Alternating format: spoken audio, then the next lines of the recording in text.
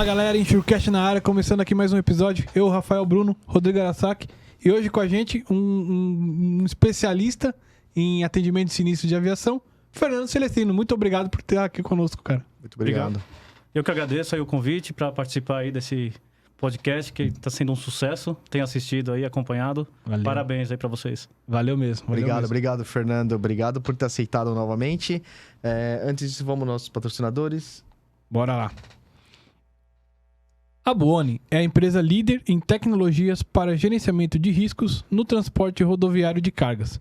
Com soluções inteligentes e completas, a Buoni transforma as operações logísticas, tornando-as mais seguras, tecnológicas, ágeis, eficientes.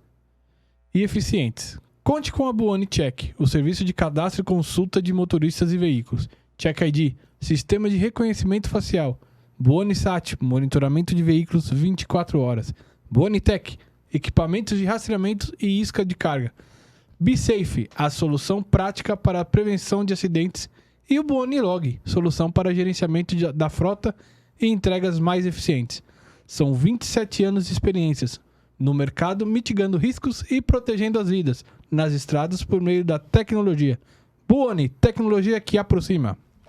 Obrigado. Se você é do ramo de seguro de transporte, certamente já ouviu falar da Moraes Veleda. Temos o prazer de tê-la como nosso patrocinador.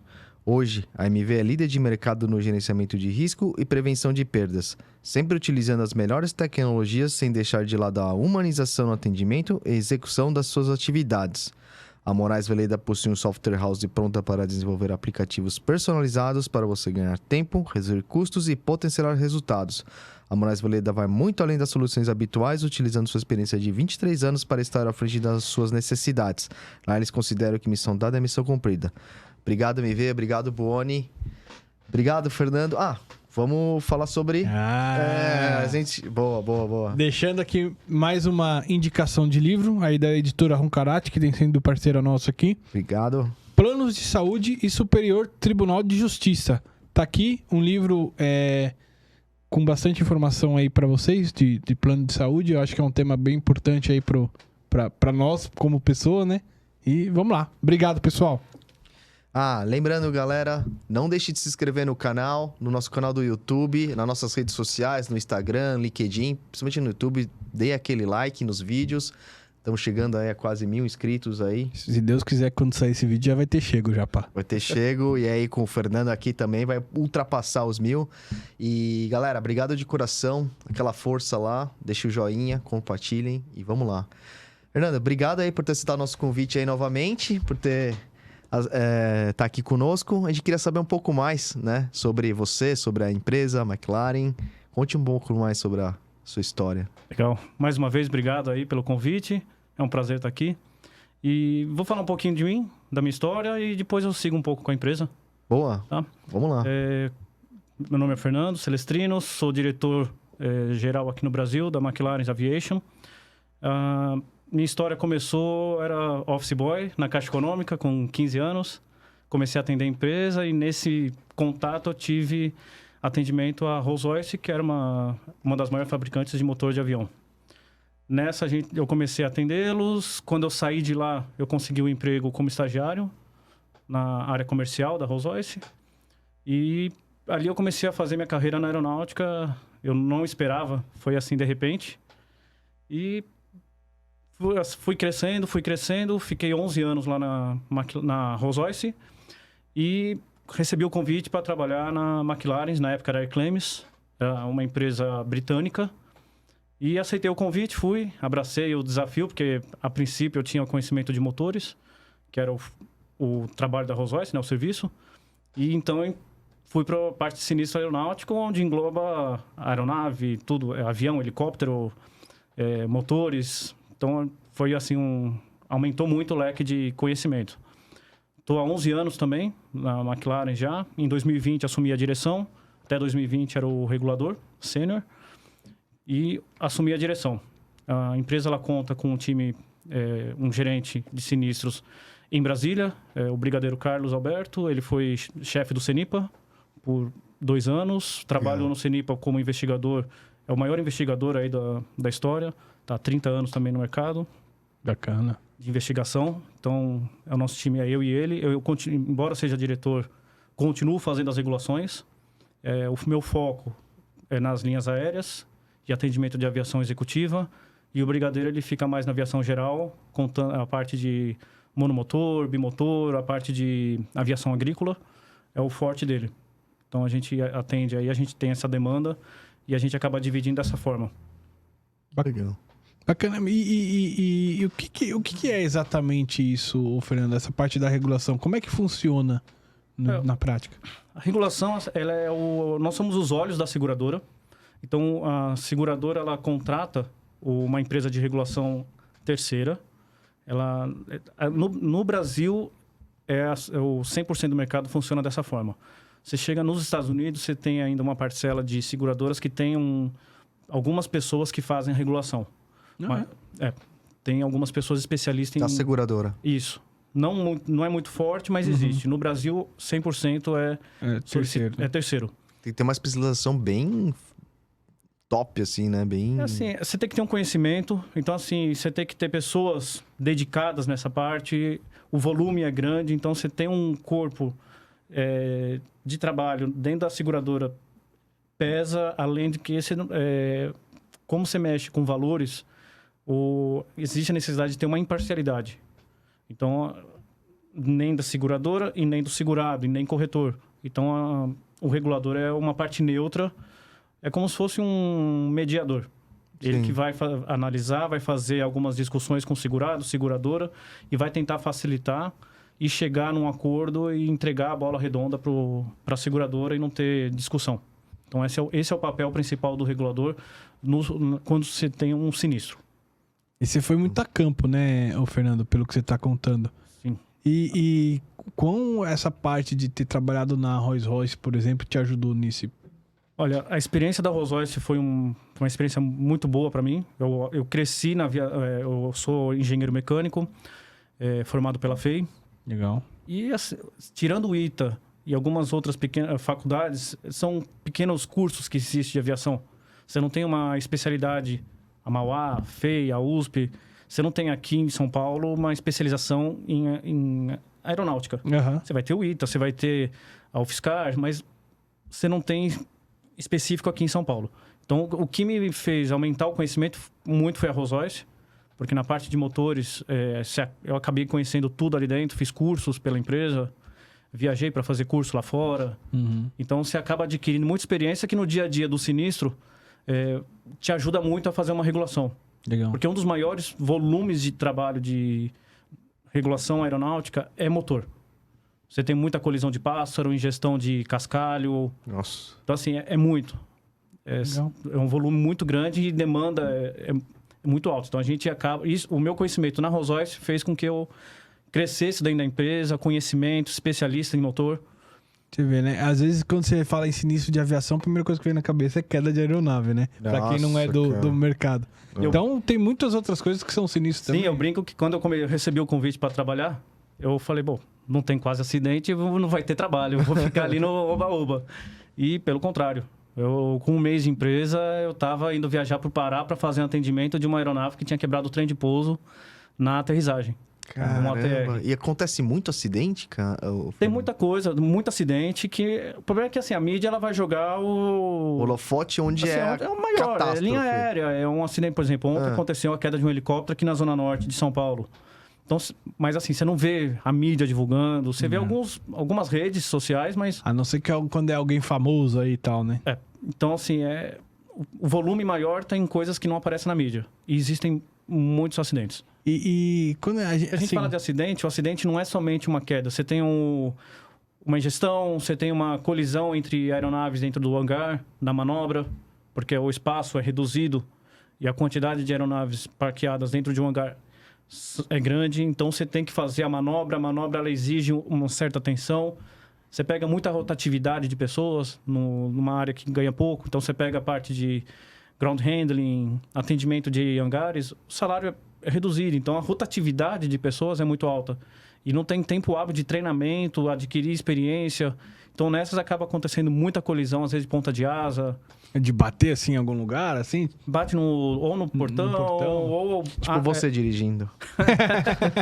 Aeronave com aeronave. Então, às vezes, você tem que... É uma manobra, uma aeronave tá aqui, outra tá aqui. Então, você tem que mover para cá, o outro olha. Você tem que ter sempre os pontas de asa, que a gente chama.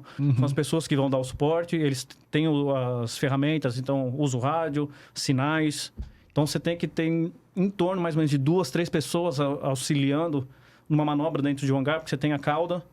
Esse é aqueles cara que fica lá com uma bandeirinha, um negócio no aeroporto, na pista? Sim, tem o pessoal de sinalizador e tem o pessoal de wing marshal, que são os que ficam na ponta, dando... Isso é um mercado que paga mal, isso?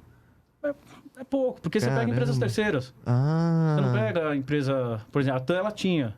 Aí, alguns aeroportos ainda mantém, mas a maioria, por exemplo, se for ver... Terceirizado. É terceirizado. Então, a rotatividade é muito alta. A gente tem... O Brigadeiro, ele faz muito serviço de prevenção de acidentes. Então, ele dá muito treinamento. O pessoal convida ele para fazer justamente passar um pouco da experiência, porque é a segurança de voo. Sim. Você acha que isso hoje é um problema hoje na aviação brasileira? É um dos problemas, assim, por... É um potencial problema para ter um acidente. Assim, em campo, em solo. Sim. Tem uma gama muito grande. É prejuízo para todo mundo, né? Sim. Eu imagino que qualquer veículo, qualquer raspagem num pilar já arregaça. Quando a gente imagina fala um de avião. aeronáutico, tudo é caro. É caro, é. Um grande valor. Eu estou atendendo que foi um atendimento de manobra de hangar. Você está falando em torno aí de $200 mil. Caramba. Foi a troca do winglet, que é aquela ponta de asa que tem quando você olha na aeronave, que é aquela curva. Sim. É o winglet para a aerodinâmica da aeronave.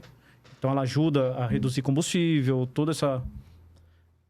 Foi a troca disso. O outro foi a troca do slat dianteiro da asa. Você está falando de $200 mil. Nossa. Então, assim, tudo é muito caro. Caramba. Ô, Fernando, e quando acontece, tipo, isso? Aconteceu lá uma avaria. Como que você entra em jogo, assim? Bom, o atendimento começa com a seguradora nos contata. Fala, olha, houve uma ocorrência, favor proceder com a regulação. Então, nesse momento, a gente pega o contato do segurado ou corretor, a gente entra em contato para pegar as primeiras informações. Numa situação que a vítima, a gente trabalha em conjunto com os advogados, porque a apólice de casco, ela conta com a parte de casco em si e responsabilidade civil. Então, se tem vítima, alguma coisa, a gente trabalha junto com os advogados para dar suporte ao cliente, ao segurado, para atender não só os destroços ali ao casco em si, mas também as famílias ou a questão da vítima em si nós somos os olhos da seguradora. Isso era uma curiosidade que eu tinha, porque assim, você pega um acidente aí qualquer de aviação, você tem ali o seguro da aeronave em si, do custo da aeronave, eventuais vítimas, né, os seguros de vidas ou o seguro de IRC, seja de quem foi o causador, eventual dano ambiental que pode ter numa aviação.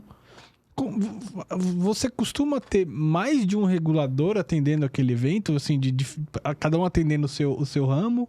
Olha, depende. Vamos pegar um acidente de grande porte. Eu atendi um sinistro em 2012 no aeroporto de Viracopos. A aeronave, no pouso, ela quebrou o trem de pouso. Era uma aeronave cargueira, estava pesada. Gigante o avião. Era um MD-11, se eu não me engano. 3 motores. Então, assim, a situação necessitou que nós, por exemplo, McLaren, estivesse com 2 reguladores ali dentro, em campo. Um para poder auxiliar o segurado na remoção da aeronave e um outro para pegar a documentação, conversar, fazer toda a parte paralela ao processo braçal. Então, por exemplo, nesse caso, eu cheguei lá, olhei a aeronave, foi até engraçado que nessa situação mídia chega rapidinho. E o proprietário da aeronave, a empresa em si, a hora que eu cheguei, não autorizou eu entrar. Achou que fosse da mídia. Entendi. Mandou embora, era um sinistro lá de fora. Tive que ligar pro pessoal de Miami, solicitar que eles entrassem em contato com o pessoal aqui no Brasil para orientar, falar, olha, informa eles que eu sou da seguradora, tô aqui com os olhos da seguradora para dar suporte para eles. Então, eles receberam e a primeira coisa que a gente fez, por favor, faça a cobertura o nome da empresa, a matrícula da aeronave, para que a exposição seja menor. Uhum. Porque a mídia está ali em cima e assim, atrapalha o processo de remoção de uma aeronave. É muito especulativo, geralmente. É muita especulação, foi erro do piloto, Sem saber o que aconteceu. A gente fala que quando acontece um acidente, aparecem inúmeros especialistas. Especialista de aviação, qualquer acidente.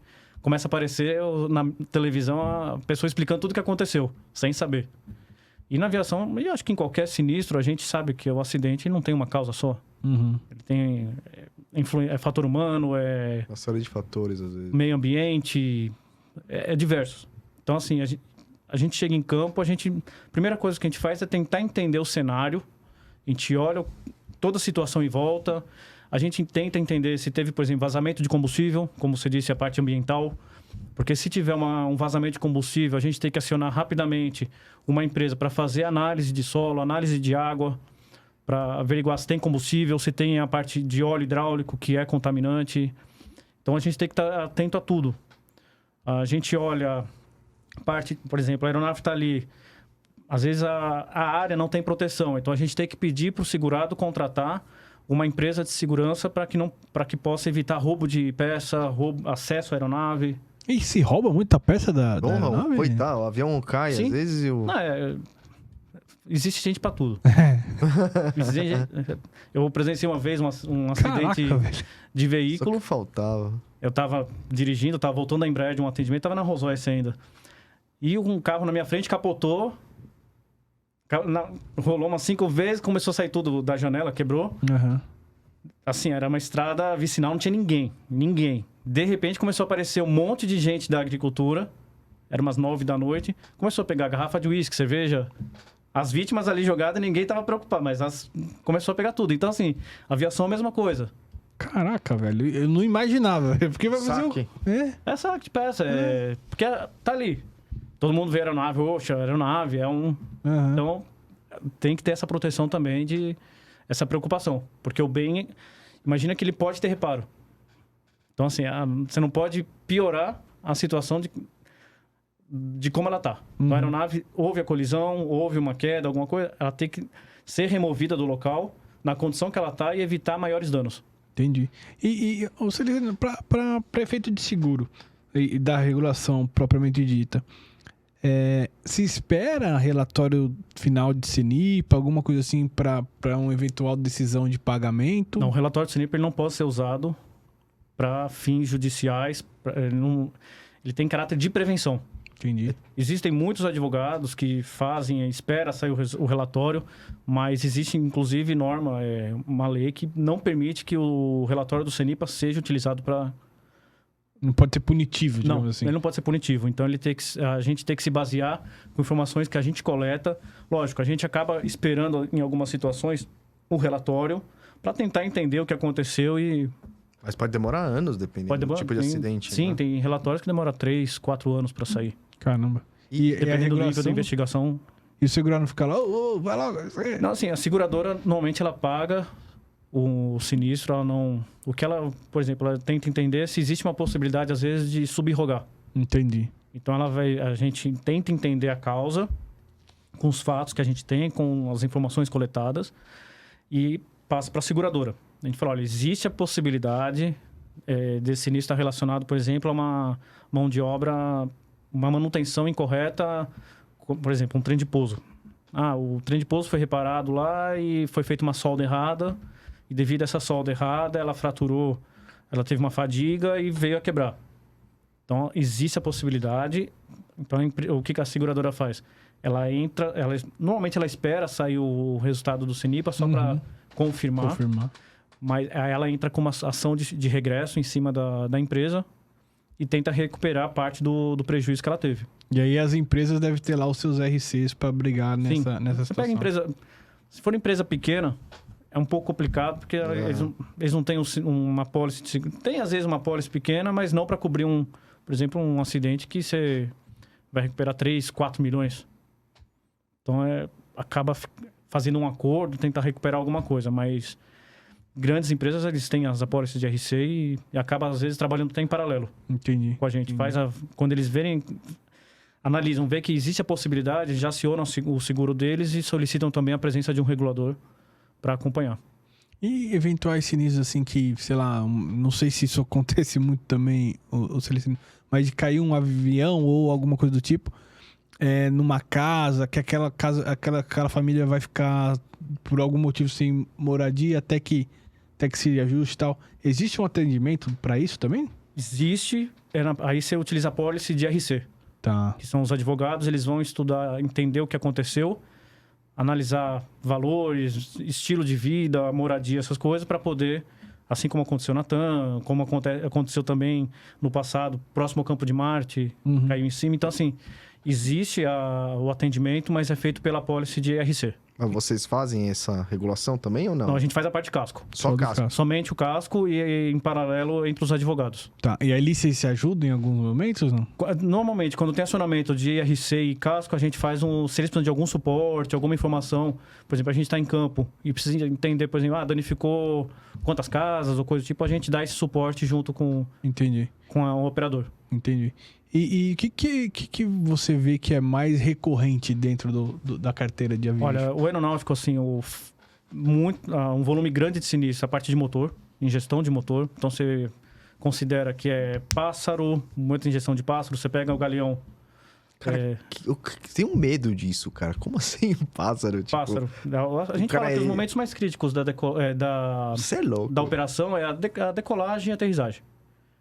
Que são os momentos críticos. Você pode ter uma ingestão, você pode ter... Mas não tem aqueles esquema que o aeroporto contrata um monte de coisa pra... Existe. O problema, eles têm ação de mitigação de risco, então eles fazem uma análise de risco, verificam, eles têm a questão de viaturas que passam, fazem sinalizadores, tem aeroporto que faz uso de urubu, de águia. Para espantar urubu. O problema é que, assim, tem situações que você fala de aves migratórias, que elas não são daquela região, mas elas aparecem naquela região.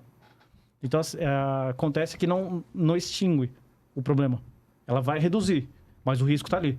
Você pega os aeroportos, você olha ao redor, são áreas de população mais baixa. Então, você pega, às vezes, muito lixão. Você pega, por exemplo, lá no Pará, você tem em torno do aeroporto, você tem o mercado de peixe. O mercado de peixe atrai o quê? Atrai urubu, atrai a fauna. Então, tudo isso são fatores de risco que está fora do controle do aeroporto. Aí você vai chegar naquela situação que o aeroporto joga a responsabilidade para o governo, para a prefeitura local. A prefeitura local fala que fez tudo possível e joga a ação para o aeroporto. Então, fica aquela situação... Caraca. Então, tem aeroportos que têm uma incidência maior de colisão com pássaro. A gente teve pequenos casos de colisão com animais. Animais? Animais. A gente pegou 2 casos de... Uma girafa? Uma girafa voando. Anta. A gente pegou uma anta. Tipo, de paraquedas. Aeroporto pequeno, no norte do país. Na pista? Na pista. Caraca! Porque tava sem a proteção. A grade de proteção tava quebrada. E acabou entrando. Então, você tem... Mas teve acidente? Pô, pegou no trem de pouso. Putz, cara. Quem que imaginar, cara? E assim, bati numa anta numa pista. É muito rápido. Então, você tem essa... É uma incidência menor, mas existe a possibilidade. Você tem algumas situações em ingestão de pedra, ingestão, às vezes, de um parafuso, ou a aeronave que estava decolando, soltou uma peça, um parafuso, como aconteceu no Concorde, que aconteceu o acidente fatal. Tá, então, tudo isso são fatores... Quando eu estou no aeroporto, você vai olhando para o chão, quando Mano, não vou voar mais por sua causa, cara. Que isso, não, mas é seguro. Assiste o Lito lá. Eu sei, mas eu sei. Seguro. É pequeno, mas existe. Então, eu tô andando no aeroporto, quando é na remota, eu vou olhando no chão para ver se tem um parafuso, alguma coisa. Pode acontecer. Então, você tem que estar sempre atento. Esse é um volume de sinistro que, a maior parte, é motor. Você pega também muita incidência de aviação agrícola, começo de safra. Então, você pega... de novembro, dezembro até março, uma incidência muito grande de aviação agrícola. Uma função interessante, porque cara. É uma aviação que ela voa abaixo. De um ano para o outro, acontece do fazendeiro mudar a rede elétrica, não avisar a empresa que vai fazer a pulverização. Então, mudou a fiação, o cara está com o mapa de voo do ano anterior, da safra anterior, vai fazer o trabalho, quando ele vê, ele pega o fio. Caraca. Nossa, igual aconteceu. Bom, mas ali a gente não sabe o que aconteceu de fato, né? Se mudou, se não mudou, Qual que enfim. foi a... Mas basicamente é isso. Você pega um avião E acaba pegando no fio, ou ele perde o controle. Às vezes ele vai fazer uma curva, e ele, assim, ao momento da curva, e por ele voar abaixo, ele tem que estar atento ao redor. E às vezes o piloto, ele olha para dentro da cabine para ver os parâmetros. Aham. Só que é um momento bem crítico, então ele tem que estar de olho, às vezes, nas laterais. E nesse momento ele perde o controle e cai. Que tipo de avião que é utilizado na Você agricultura? tem o Air Tractor e você tem o Ipanema da Embraer. São aviões, tipo, Monomotor. monomotor. Isso. Pequenos. Pequenos. E não existe uma outra possibilidade de fazer pulverização sem ser por aéreo? Esse é o mais eficaz? É o mais eficaz. Hoje em dia você tem... Tem teve um drones momento- fazendo isso, né? Eu ia falar Desculpa, isso. desculpa. É o quê? Não, tranquilo. Drones, né? É verdade. Tem uma incidência muito grande de drones agora. A gente foi em julho, foi mês passado, teve a feira da Sindag, que é a aviação agrícola. Então é uma feira muito forte no mercado. E você viu uma exposição muito grande de drones. Mas, assim, a eficácia em si, a quantidade de pulverização, ela é bem melhor no avião. Porém, o risco é maior. Geralmente eles decolam, assim, de pistas caseiras, vamos dizer pista assim. fazenda. Né? Da Eles- fazenda, né? Isso, ele não tem... Assistiu a novela lá há pouco. Você vai ver o avião subindo Ele vai lá. sair da... Que novela? Acende com a fogueira lá pra iluminar a pista. É mais ou menos isso. É. Então, são pistas, assim, na própria fazenda. Ah, São longas, são grandes, mas mesmo assim são pistas que demandam um cuidado, cascalho. isso tem acidente pra caramba. Tem um volume grande de... A aviação agrícola é um volume muito grande. Normalmente esses acidentes chegam a ser fatais? Ou... Sim. A maioria ou não? Não. Eu falo que Deus protege velhinho, bêbado e piloto de agrícola. Que o pessoal se salva, machuca, mas salva. É mesmo. Que bom. É porque você voa abaixo que você falou, né? É voo baixo. Ou não é por causa disso? Não sei a operação em si, mas os pilotos eles conseguem se salvar. Escoriações, tem bastante... Talvez até a geografia ali do negócio. A que geografia você é o tipo... dá uma ele tá amortecida. voando baixo, então assim, às vezes ele tem a condição de aterrissar, mas ele aterrissa numa situação que ele pousa totalmente descontrolado, então você vai olhar a aeronave, está totalmente distorcida, você olha a cabine, está totalmente avariada, mas ele consegue salvar por conta dessa operação ser mais próximo ao solo. Tá. E você vê algum mercado... A gente falou de drones, por exemplo. Drones tá dentro do atendimento de aeronáutica? Tem ou não? seguradora que já está fazendo seguro de drone, dependendo do tamanho. Aqui no Brasil a gente ainda não tem, a gente não fez nenhuma regulação. O nosso braço lá no exterior já fez regulações na parte de drone. O volume é pequeno, não é muito grande, mas existe a possibilidade da gente fazer aqui tranquilamente. É que o volume é pequeno e a quantidade de seguradoras ainda que fazem seguros de drone também não é alta.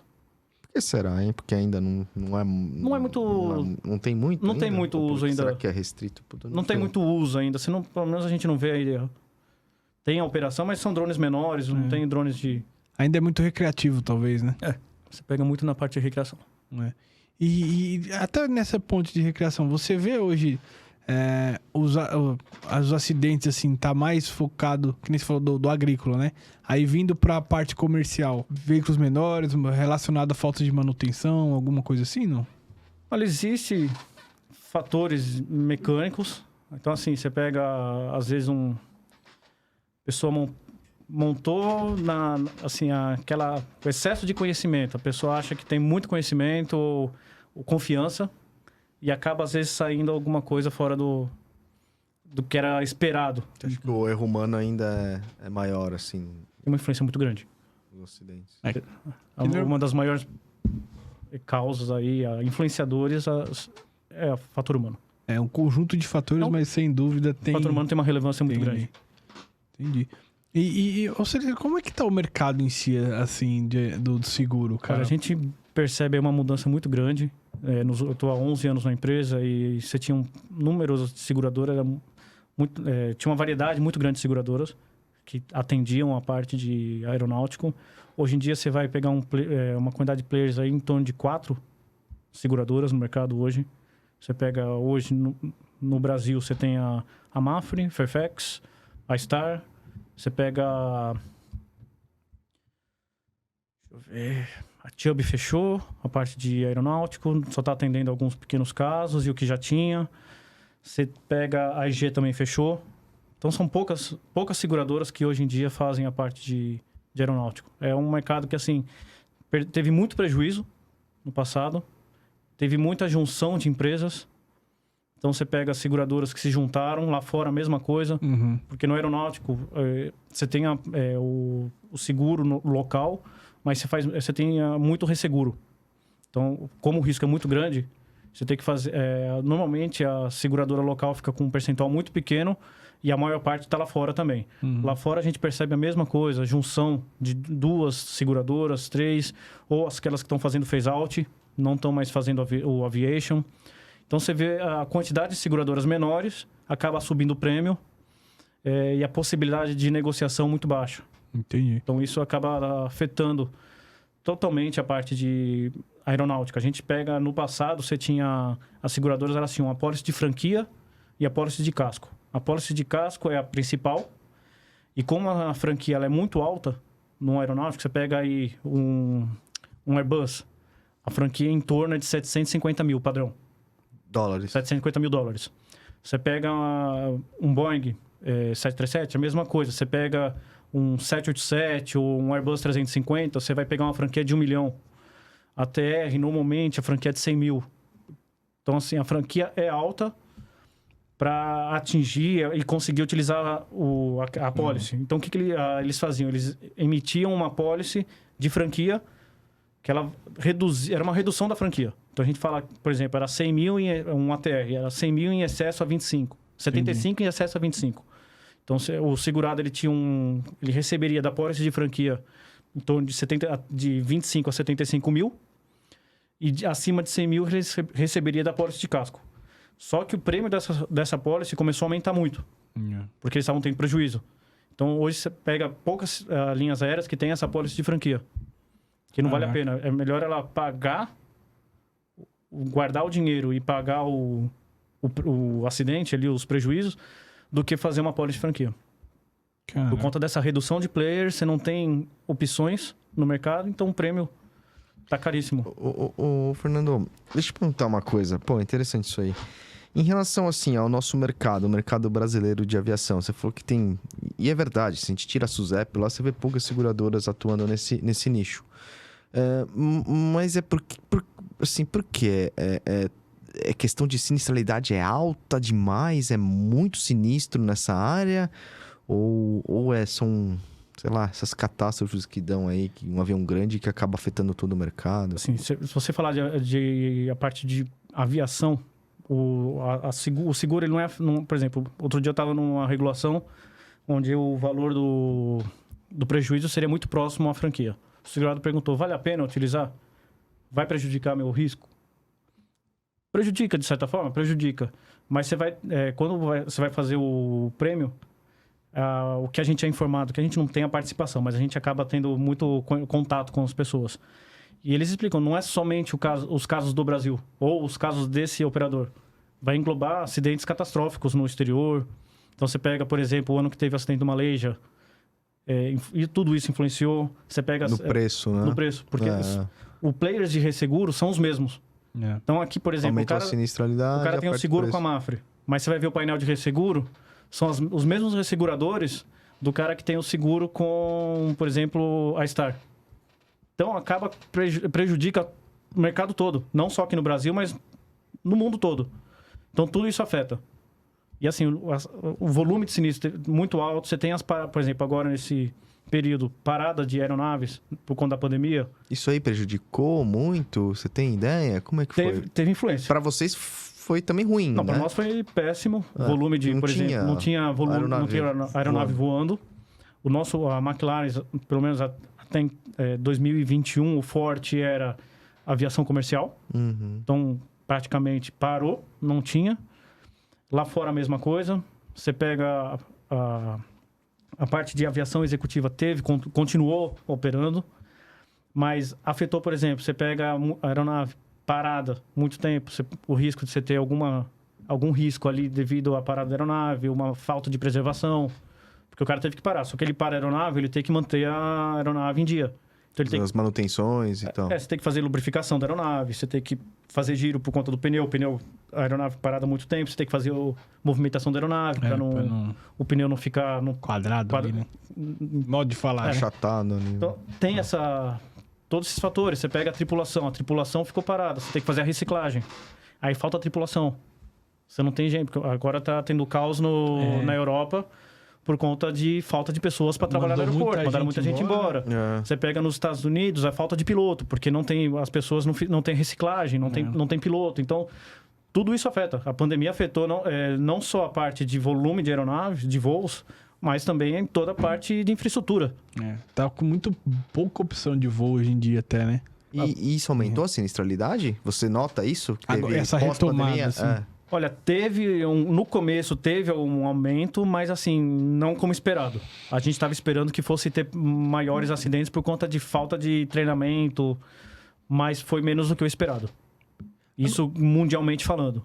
Pelo que eu ouço falar, a aviação comercial, assim, ela é bem madura nesse sentido de manutenção e principalmente aqui no Brasil, não sei se principalmente é o bom termo, mas especialmente aqui no Brasil a gente tem uma regulação bem rígida em cima disso, né? Tem a regulamentação é muito em cima, então você tem a manutenção, você tem fiscalizações, você tem toda a ANAC está em cima, então acaba tendo as linhas aéreas em si, a aviação executiva séria, elas fazem a manutenção conforme programado. Até porque, se você pegar uma frota de aviação comercial e boa parte da aviação executiva, tem muitos lessores. Então, o proprietário não é a linha aérea, não é o executivo ali, é leasing. Então, o contrato de leasing exige que você tenha manutenção em dia, que você faça as suas inspeções, todas as o acompanhamento do que é requerido pelo manual. A gente tem essa área da empresa, eu fiz algumas, principalmente no ano de 2014 para 2015, eu fiz um volume muito grande de inspeções para lessor. Então, eles contratam a empresa, a gente vai até, por exemplo, offshore.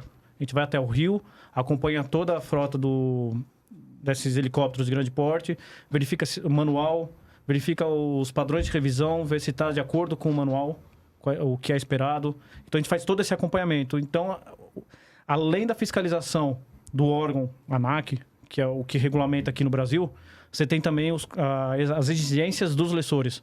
Então, eles estão em cima. Entendi. E aí, eu até ouço falar assim, que aqui você tem essa exigência pesada assim na visão comercial e tal, mas aí a gente vê acidentes, por exemplo, com helicóptero, com aviões menores, como aquele caso do Boixá lá, que parece que tinha uma manutenção, tinha que trocar uma peça, ele foi lá, botou uma peça, só que ele depois tirou a peça que ele tinha botado pra iludibriar ali Acontece muito, você pega uma aviação... Cara. Assim, é triste, mas, por exemplo, você contrata uma empresa para fazer um táxi aéreo, um helicóptero, vou fazer um voo panorâmico.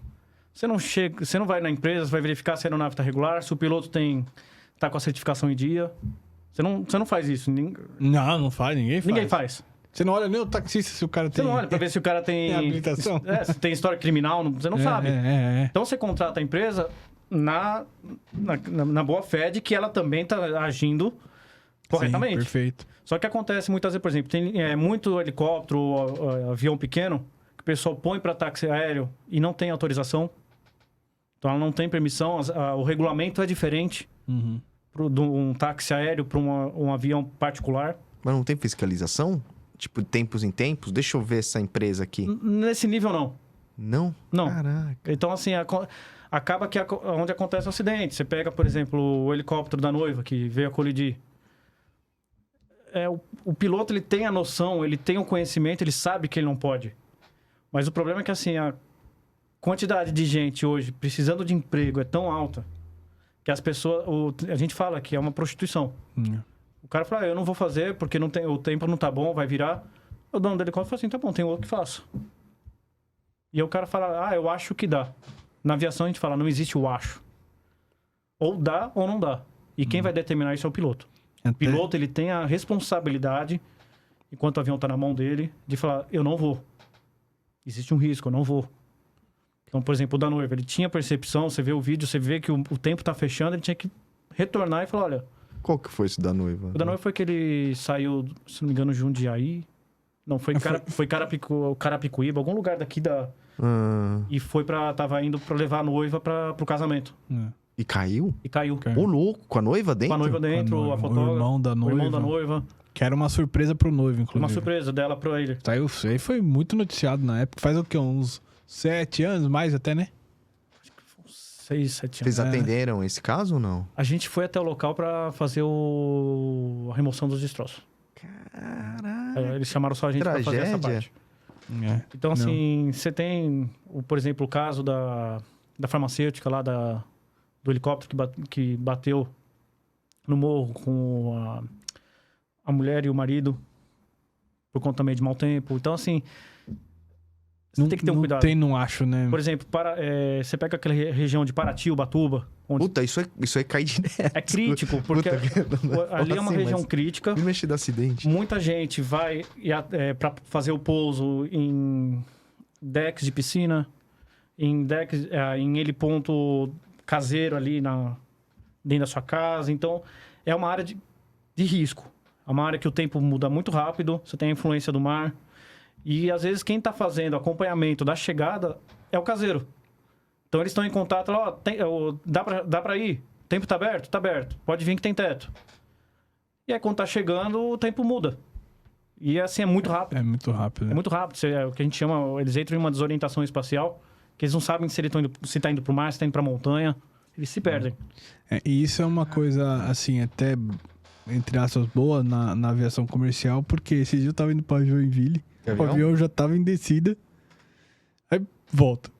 Nossa, aí o cara fala, faltando... Não sei se isso é um arremeter, mas eu acho que não chegou assim, tá chegando...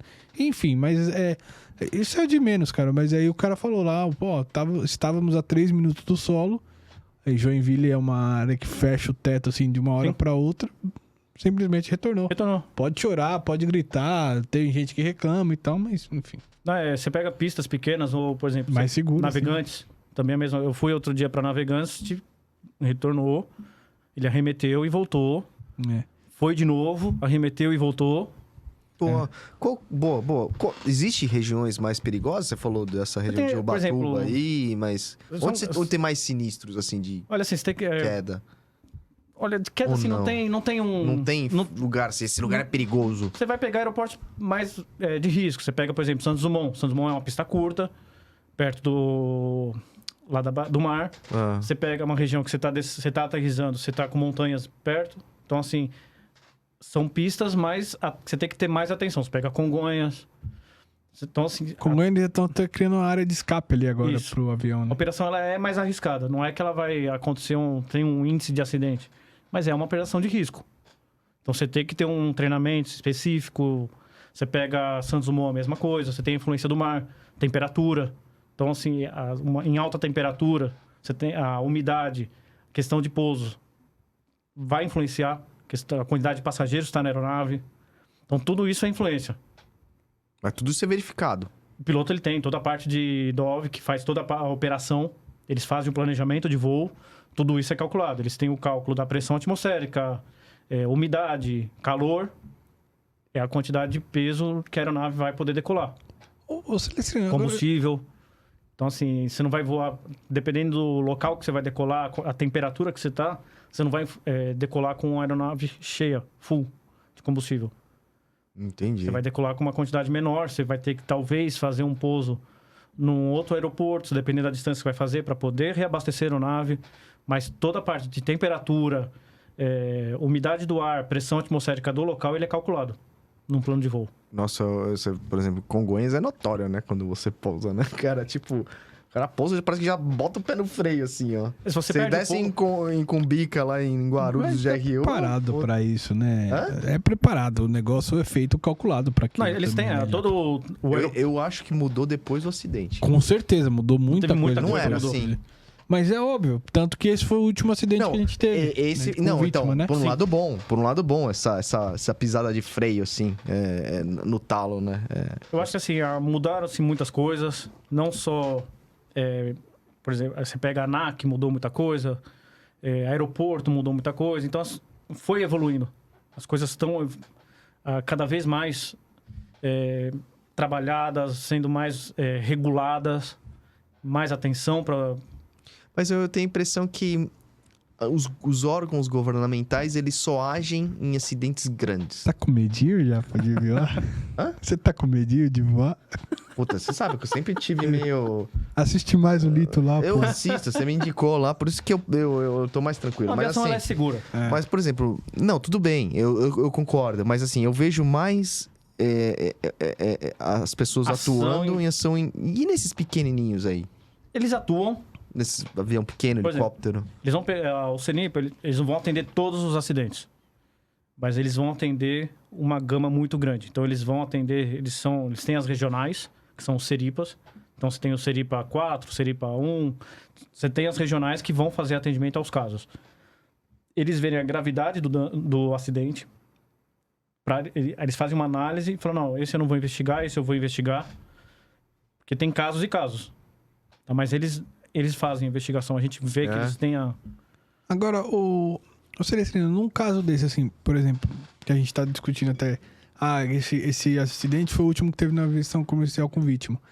Até que ele tá muito preocupado com o pássaro lá. Quantas vezes você viu uma notícia que um avião caiu por causa de um pássaro, pegou o motor?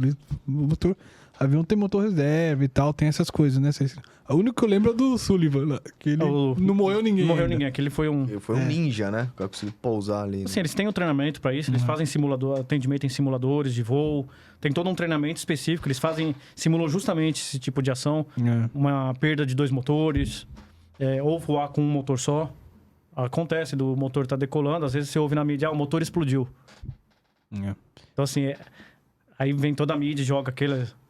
Não é bem assim, né? Eles têm treinamento para isso, eles têm conhecimento para pousar Numa situação como numa essa. situação dessa. Então, assim, mais arriscado Óbvio, Você vai passando ter que fazer compensação. Você não vai fazer a mesma operação que estaria com 2 motores. Você vai ter que compensar nos instrumentos. Mas você tem condição de pouso, eles têm treinamento para isso. Falam que esses aviões grandes também, eles planam, né? Tem a planar, você tem, por exemplo, helicóptero. A parte de autorrotação, numa perda de motor, ele desacopla o eixo do rotor principal, que é conectado ao motor, e ele vai fazendo a planagem com... Quando o helicóptero tá assim, é justamente pra ele não cair... Bom. Então ele tem um processo de autorrotação que ele desconecta. Ele tem um procedimento interno, ele desconecta o motor com o eixo do rotor principal. Então ele vai planar e vai fazer o pouso. Por exemplo, você pega o acidente do Borchardt. Ele tentou fazer a autorrotação.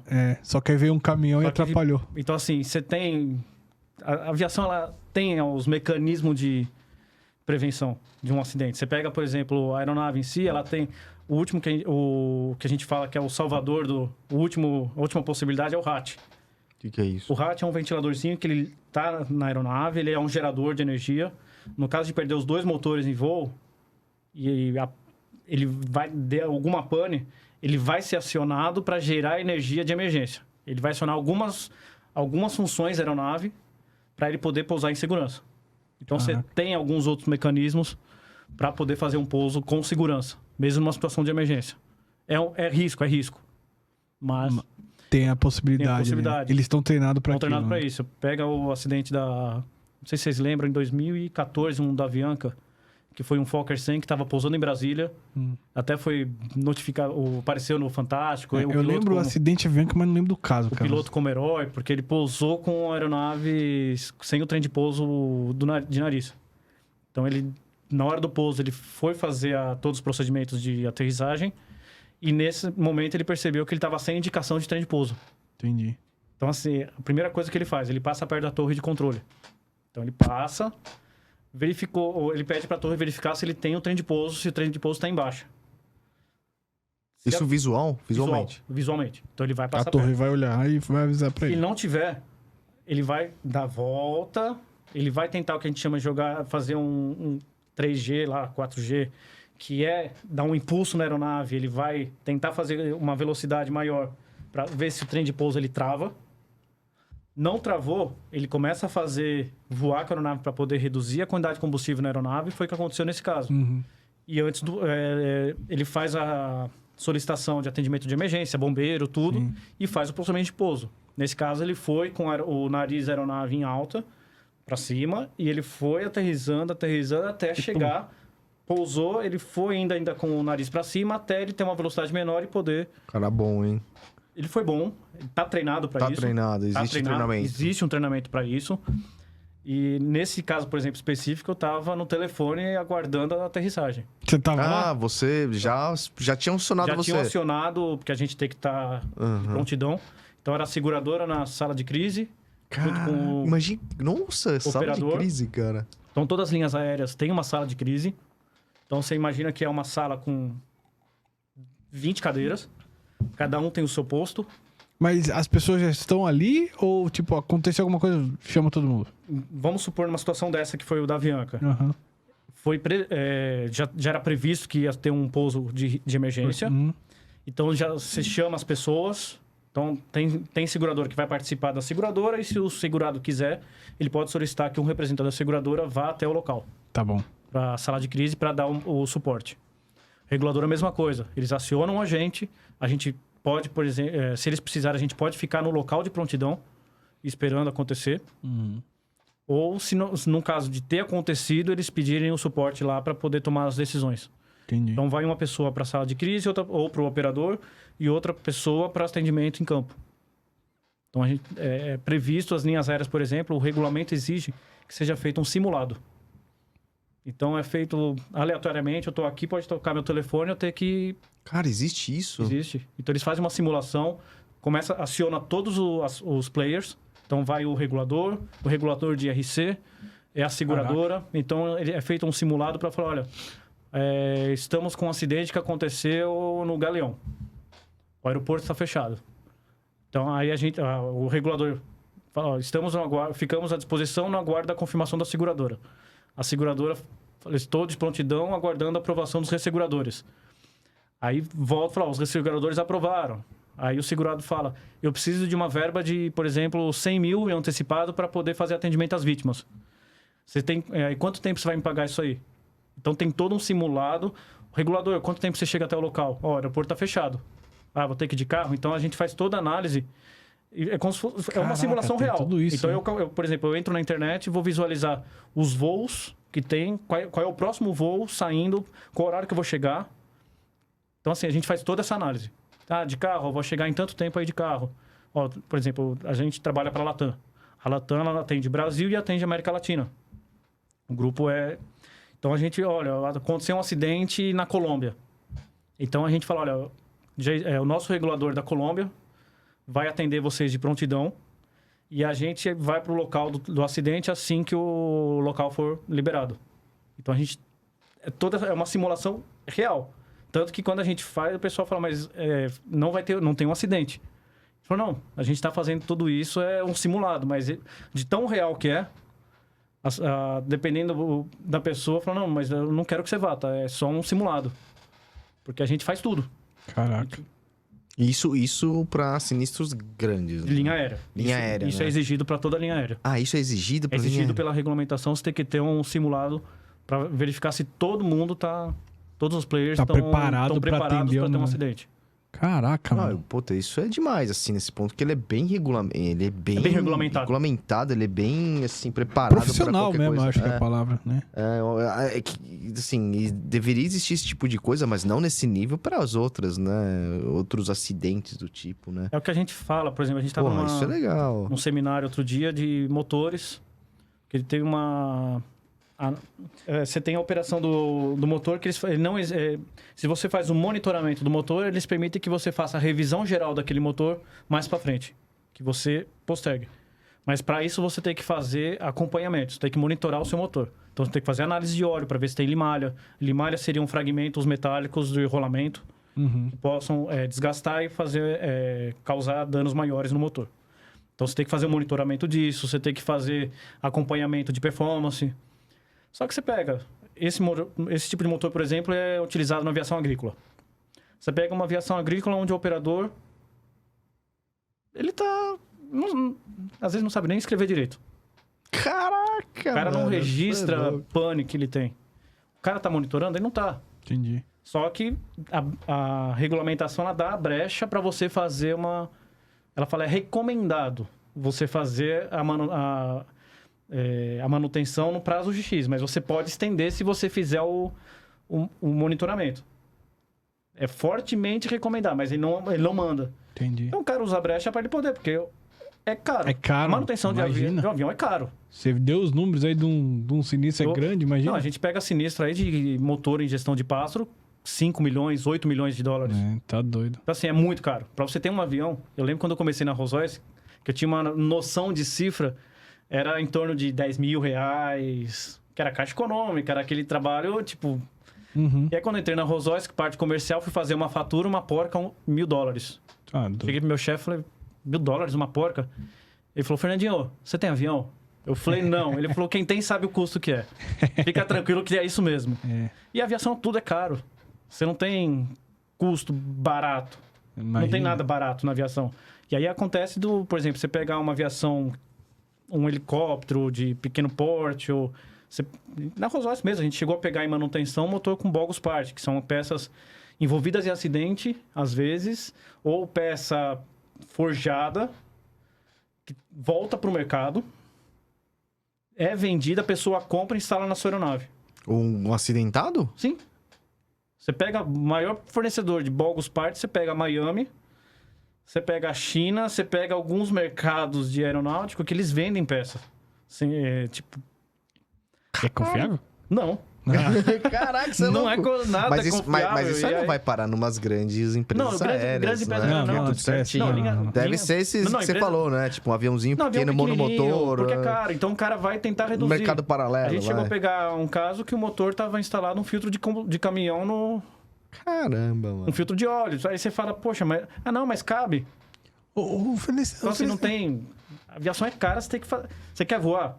Voa, mas voa certo. Direito, Então assim, vai pagar. Você tem um custo para isso. Por isso é caro, né? É caro. Passagem de avião, É caro. esse tipo de coisa. Faz jus, né? Então assim, você Tudo, a manutenção. tem que ter um... Pro cara que anda de helicóptero, que usa esses táxis aéreos e tal, não sei o quê, o que você recomendaria pro cara tá mais tranquilo na hora de contratar? Primeira coisa, verificar a aeronave que vai utilizar. Verifica a matrícula. Olha no... A gente chama o RAB. RAB, você entra no site da ANAC, procura RAB, ou joga no Google RAB, online. Você vai ter um campo lá de pesquisa, você joga a matrícula da aeronave. Então, por exemplo, Papa Romeo, Juliette, Victor, Mike. Você vai jogar esse prefixo, ele vai aparecer a situação da aeronave. A aeronave está em dia, a aeronave ela é permitida para táxi aéreo. Se ela não for permitida para táxi aéreo, ela vai aparecer uma nota em vermelho embaixo. A aeronave não permitida para táxi aéreo. Verificar a tripulação, se tem treinamento, se está hábil para fazer o voo. Empresa também? Empresa não, empresa de aviação comercial não tem esse risco. Ela é muito bem regulamentada. Mas Não, como a é que empresa de táxi aéreo, por exemplo. Você vai pesquisar a idoneidade da empresa de táxi aéreo. Sim, sim. Então, assim, principal coisa é você ver matrícula da aeronave. Pesquisa também a empresa, se é uma empresa confiável. Você tem grandes empresas, você pega, por exemplo, aqui em São Paulo, você tem a Icon, que agora é a Voar. Você tem a TAM Executiva, você tem a Líder Táxi Aéreo. São empresas grandes, são empresas sérias. Você pega Campo de Marte, também tem algumas sérias, empresas grandes de renome. Então, você tem que estar atento a isso. Não vai pegar qualquer pessoa. Por exemplo, você vai para Capitólio, tem muito operador lá de helicóptero que faz aqueles voos panorâmicos que não tem permissão para fazer táxi aéreo. Ele não pode fazer aquela operação aeronave. E você acaba tendo muito acidente assim? Desses caras assim? A gente não tem muita incidência, pelo menos os regulados pela nossa empresa. Claro. Mas, assim, é um risco. É um risco, porque assim, o cara... Imagina que o cara tem aeronave. É um custo, é uma despesa. Por mais que ele não voe, ele tem que pagar o hangar, que a aeronave está parada, tá lá. Tem que pagar o piloto, porque o piloto está ali à disposição dele. Então, o que ele faz? Ele, às vezes, ele utiliza-se do táxi aéreo, ele faz o fretamento da aeronave dele para poder pagar os custos de manutenção que ele tem. Show de bola. Os custos fixos. Então, assim, é muito complicado. Você tem que estar sempre atento. Mas a aviação comercial é praticamente... Tranquilo. É tranquilo. Um outro ponto importante que a gente chama a gente faz na regulação aconteceu um acidente. O motor, por exemplo, vai para a oficina. A gente faz a vistoria, é uma caixinha, o motor é uma caixinha de surpresa. Imagina que o motor, ele tá operando, tá ali. Só que quando tem um acidente, por exemplo, uma ingestão, desmontou, você vai encontrar ali, por exemplo, peças danificadas por desgaste. Então, você acessou o motor, você tá ali, aí, poxa, encontrei a parte quente deteriorada. Aí o operador fala, poxa, mas eu não ia ter que trocar, meu motor estava operando normal. Aí você fala, Pois é. ok, mas isso não está relacionado ao incidente. Então, o momento da vistoria ele é muito importante. Porque ali você vai entender o que está relacionado ao incidente e o que não está. E existe causas assim que acaba tendo motivos para declinar sinistro? A gente tem. Você pega, por exemplo, falha de manutenção, não é nem de manutenção, mas às vezes uma falha de projeto gerou uma trinca. Que aquela trinca ela foi fadigando. Então, assim, a pólice ela não cobre danos progressivos. Então, vamos supor que você teve uma batida de pássaro, em algum momento da sua operação, você não percebeu, continuou a operação, só que aquela batida de pássaro ela foi gerando uma trinca. Gerou a trinca, foi aumentando até o ponto que ela quebrou. Quando ela quebra, dependendo da situação, do ponto que ela quebra, ela pode ir para dentro do motor. E é um dano progressivo. Entendi. Que a seguradora ele entende o quê? Ok, teve um acidente lá atrás? Teve.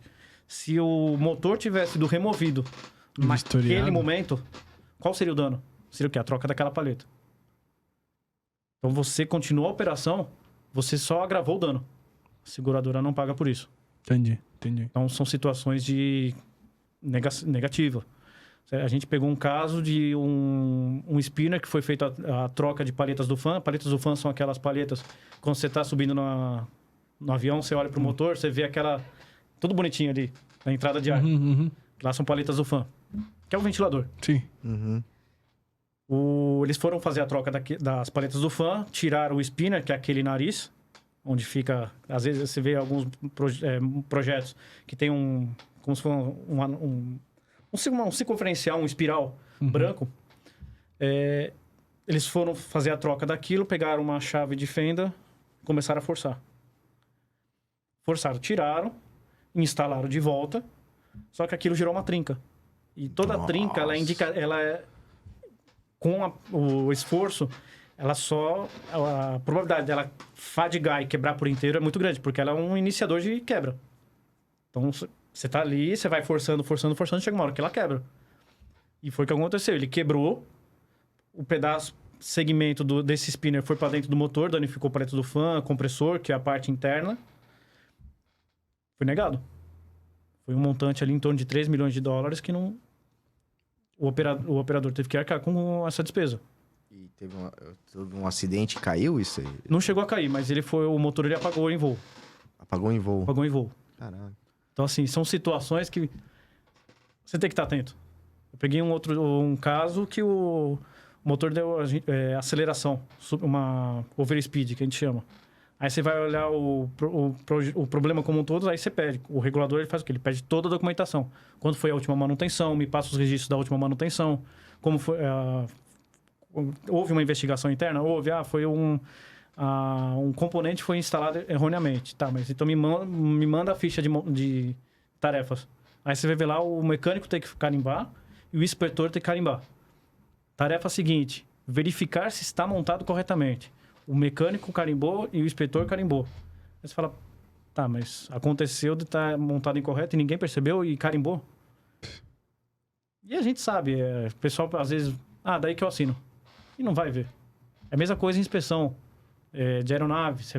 O cara tem que fazer um walk-around na aeronave, ou fazer um post-flight inspection, que aterrissou, vai fazer uma inspeção da aeronave para ver se tem algum dano proveniente desse voo que ele fez. Às vezes o cara tá tão atarefado, cara, que isso acontecia muito no passado. O cara tá muito atarefado, daí que eu carimbo. Que responsabilidade. Então, assim... E você acha que existe uma maneira de melhorar isso na sua visão? Alguma coisa? Treinamento e conscientização de acidentes. Então, assim, tem que estar mostrando desde o pessoal de base, do faxineiro, até o pessoal de alto escalão. Porque, assim, não é só o pessoal dali, o mecânico, o piloto. Por exemplo, limpeza do hangar. A limpeza do hangar, quem vai fazer? É o pessoal lá da limpeza, tá ali. Ele tem que estar atento a pedaços metálicos, parafuso, Verdade. tem que estar atento. E até o alto escalão, que é da onde vem. O cara, ele é exemplo. Então, tem que ter uma conscientização de acidente, de prevenção. É fundamental. Boa. Toda empresa que investe em prevenção tem resultado. É mais perene, né? É. Isso aí. Obrigado, Celestino. Obrigado por ter aceitado aqui nosso convite.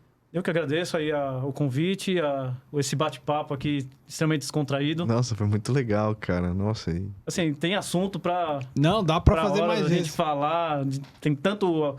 Eu falo que a regulação de sinistro ela é tão ampla É. que se aborda diversos campos, não só a operação de acidente, mas você tem a parte de hangaragem, você tem diversos segmentos que daria pra gente verdade. contar aqui em horas. É isso aí. Não, e vamos marcar mais. Próximo atrás do Brigadeiro lá também. Pode deixar, vai ser um E prazer vamos- trazê-lo para cá É e a verdade. gente É verdade. fazer alguns casos. Ele investigou o acidente do Fokker 100 da TAM, que caiu Olha só. Caramba. em cara. Congonhas. Ele investigou também um acidente lá da Air France, que Caraca. veio Aquele cair. que saiu do Rio? Isso. É, que foi ali no Nordeste. Isso, né? ele que fez essa investigação. Ele fez a investigação do Fokker 100, inclusive aparece no Discovery, Caraca. falando sobre o acidente. Então ele tem bastante também história para contar. Boa. Vamos fazer uma parte 2, pô. E passou muito rápido, porque foi um bate-papo sensacional e eu... Nossa, juro, eu tô meio assustado. E mas- assim, pode continuar a voar. Não tem isso já. Eu brinco com a minha irmã, ela tem fobia de É? voar. Minha irmã tem fobia É que louco, cara. ela, assim, um mês antes ela já tá nervoso. Você voa? Eu não piloto. Não, você voa, você pega voos. Tranquilamente, durmo na... E ele antes atende de... sinistro. O cara que atende Não, eu sinistro. durmo antes voa, dele velho. sair do... Então, posição de embarque. ele toma uma injeção de morfina, Eu sei lá, e gosto tanto do apaga meu e... trabalho. E assim, eu confio na operação. E eu falo, eu não posso falar do meu trabalho pra minha irmã. Boa. eu não falo. Verdade. E às vezes ela pergunta, o que aconteceu? Eu falo, ó, nada. Boa. Mas assim, é seguro. Pode Boa. voar, não tem... Boa. É assim, é saber onde você tá voando. É. Você não vai pegar o Zezinho Como da esquina qualquer pra... coisa, né? Como Na qualquer vida, coisa. né? Você vai... Tem que saber o que você tá comprando, o que você É. tá, né, contratando. Sim. É isso aí. Isso aí. Pô, Fernandão, puta, cara, show de bola, cara. Obrigado aí novamente aí pelo bate-papo. Liga- Estou Pode à falar. disposição para qualquer uma outra oportunidade para falar um pouco mais, trazer casos aí Legal. atendidos aí. Boa. Acho que até vale a pena a gente fazer alguns casos antigos assim e falar. fazer um tema. Mostrar até aqui na TV, É, né, cara? é. Pode fazer. Galera, vocês veem o que vocês acham aí, deixem-nos um comentário aí que vocês querem, se é legal isso ou não, pô. A gente Boa. tem na empresa, a gente até 2017 para 2018 a gente fez. A gente fazia um curso da empresa lá no exterior, em Miami. Os reguladores, eles faziam... Os 2 primeiros dias eram apresentações de como é uma regulação, quais são os pontos importantes, todos os fatores, entendimento de apólice, de cláusula. Porque a gente, como regulador, a gente não tem que ter o conhecimento full da apólice. Mas tem determinados itens que a gente tem que ter noção. Por exemplo, uma VN76, que é uma cobertura especial da apólice para remoção dos destroços. A seguradora vai pagar, então a gente já tem que prever todo atendimento, auxiliar o segurado, porque vai ter o custo. Sim. E a seguradora ela é responsável. Você faz o serviço de remoção ou você paga pelo serviço? A gente auxilia. Tá. Então quem vai pagar é o operador. Aí você teria Mas a gente vai reembolso auxiliar. ali. Ele teria um Ele reembolso. tem o reembolso. Então Tá a bom. gente vai auxiliar, por exemplo, a contratação, se está contratando uma empresa séria, mão de obra. legal. Então a gente acompanha tudo isso. Não pode ser qualquer Porque não um, pode né? ter um agravamento dos danos. Sim. Então você tem que estar. A remoção da aeronave tem que acontecer na condição que ela está e manter naquela condição. Então você tem que ficar atento a isso. A gente teve um caso que eu tive que parar o pessoal na operação, na remoção, porque eles estavam quase derrubando a aeronave de novo. Nossa. Você é louco. E assim, você pega eu novinho, eu tinha... Isso foi em 2016. Tinha 32 anos. Você pega um novinho, mandando num cara de 60 anos, o cara trabalha no aeroporto há anos. Eu falei, eu vou ouvir esse novinho? É. Só que a gente tem experiência do que a gente já fez no passado. Então, eu tive que dar... Eu gritei pro cara, falei, para que a aeronave vai cair. Aí a aeronave tava... Tipo, o caminhão tava aqui, você vindo de trem de pouso. A aeronave já tava aqui assim, caindo. Aí parou a operação, foi lentamente, foi com cuidado, a aeronave conseguiu sair Entendi. sem danos maiores. Mas você tem que estar atento e você que vai olhar para ver se o cara tá fazendo certo. Uhum, Você tem que estar ali acompanhando. Nós somos os olhos da seguradora. Então, tudo isso são fatores que muito importantes numa regulação. Legal. Então, é o que a gente faz. É o nosso trabalho aí do dia a dia. É isso aí. E você vê a importância, né, Japa, de ter aí pessoas responsáveis ali na ponta. Obrigado, aí. Celestrino. E galera, lembrando, o Insurecast é um projeto pessoal meu e do Rodrigo. Tudo que a gente fala aqui não tem nada a ver com as empresas que a gente trabalha ou eventualmente tenha trabalhado. Tamo combinado? É isso aí, galera. Muito obrigado aí. Não esqueça de se inscrever, dar aquele like. Boa, vamos lá. É isso aí. Valeu, Grande Celestrino, abraço. e até a próxima, pessoal. Obrigado Valeu. aí. Falou. Um abraço.